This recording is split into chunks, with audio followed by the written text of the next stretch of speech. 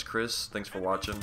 And today I want to talk about, I think, Call of Duty's biggest issue, which was also its biggest strength back in the day, is YouTube. Back in the day, when COD 4, World at War, and Modern Warfare 2 were coming out, that's really when the gaming aspect of YouTube really boosted, because people were posting their gameplays, their montages, all that sweet stuff with Call of Duty, and it got tons of views. And if you look at it nowadays, about 50% of all views on YouTube are gaming related, and probably a good little chunk of that is Call of Duty itself. And publishers in general, especially Activision, sees that YouTube is its best and most cost-effective form of advertising. Because if you think about it, if you see, you know, Call of Duty ad or ad of anything on the TV or whatever, it's not going to be as strong as, let's say, you know, another YouTuber posting gameplay of it, and you watch and you say, okay, I'm actually watching gameplay, I like what I see, I might go buy this game.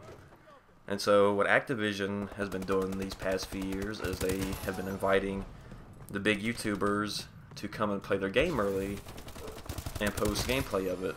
Now, you know, I don't want to sound like, you know, I'm hating on them, whatever. I've nothing against them personally. You know, get your money, you know, that's your business, whatever. And I'm not hating because I'm a smaller YouTuber and they're bigger, it's whatever. But the issue is, they get these big YouTubers that come, they play the game early, and they post gameplay of it on YouTube, like a month or so before the game even releases. So back in the day, before all this stuff, you know, everybody had a fairly equal chance, because if you posted good gameplay day one and people liked it, you know, you had a chance. But nowadays it's come to the point where if you post a Call of Duty video, the chances of being on the first few pages are very slim unless you're one of the big YouTubers, because they've already posted, you know, so many videos themselves, and they're all over the front few pages.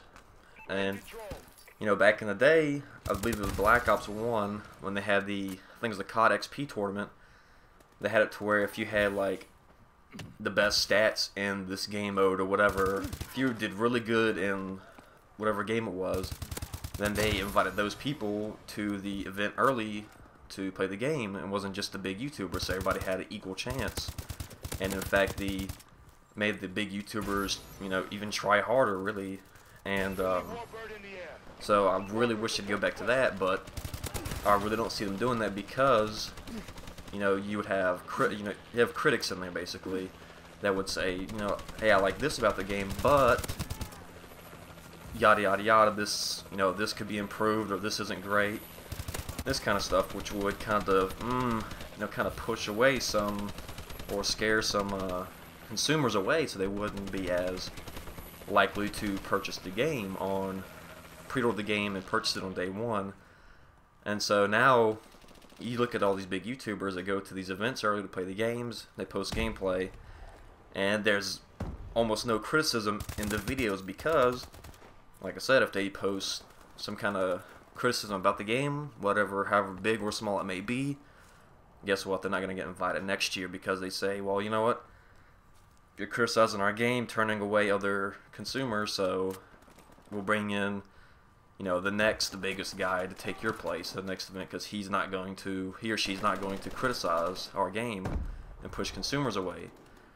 So that's kind of the big issue I have with that. And I mean, again, like I said, nothing against the big YouTubers. You know, you do what you have to do to get money, but again, it's kind of a 50-50 thing. And you know, if you look at it, COD sales are going down, and I think it's largely because, you know, the last few games haven't been very good, and they kind of see that, hey, these YouTubers aren't really saying too much bad about it, so, you know, how can we really trust them? That's my personal opinion. I don't know. But anyways, and now Activision get to the point where they're really getting desperate, and they're putting in tons of microtransactions. They're cutting, the worst part is they're cutting chunks of the game out for Advanced Warfare. They cut out the Exo Zombies so they could repackage it as DLC. Just as Activision did of Destiny, they cut out like 75% of the game to repackage DLC. And I don't care what you say, Exo Zombies was...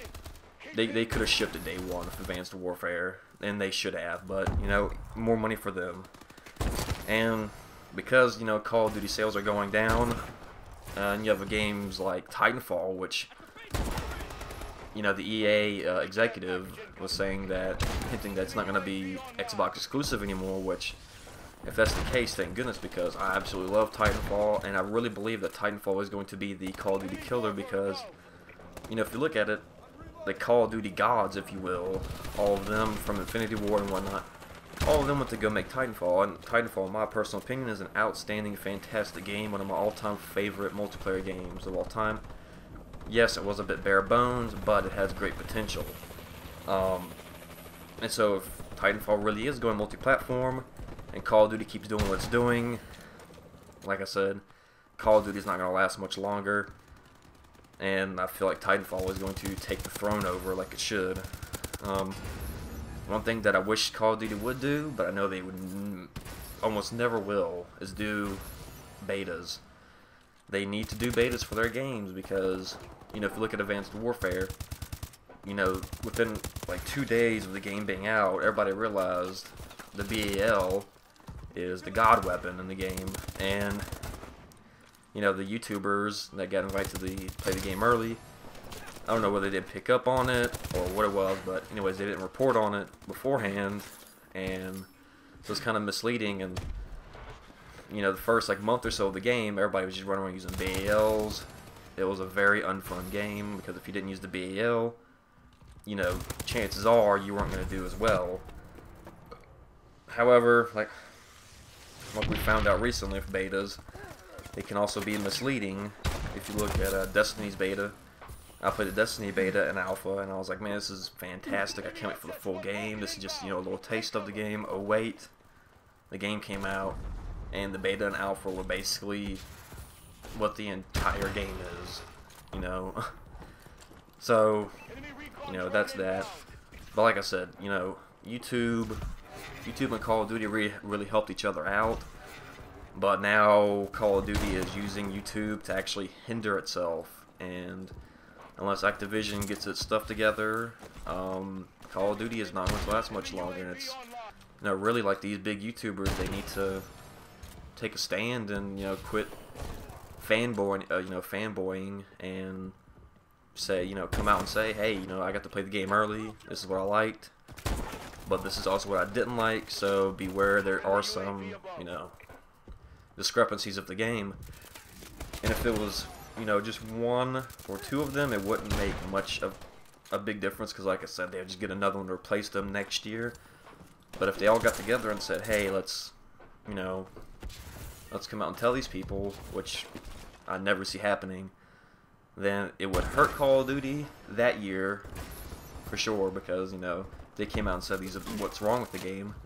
It would hurt Call of Duty sales, which Call of Duty sales are already hurting, but it would hurt it even more. But then next year they would learn, hey, since these big guys are actually reporting on us, we need to get our shit together and actually make a good game and quit cutting content out, like the zombies mode and all that stuff. But anyways, guys, thanks for watching, and I hope you enjoyed, and let me know what you think in the comment section. What do you think is really hurting Call of Duty? What can, you know, what could help, you know, revitalize it? Because, like I said, it's going down. So I want to hear what you guys' thoughts on the subject are. And anyways, thanks for watching again, and I'll see you next time.